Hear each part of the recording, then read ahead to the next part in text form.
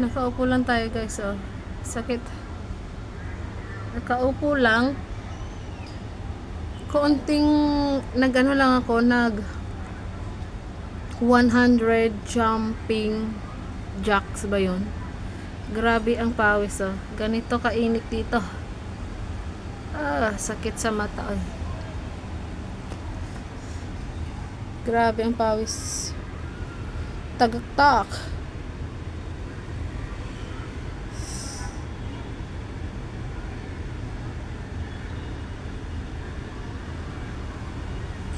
Tagaktak ang konting ang pawis, grabe.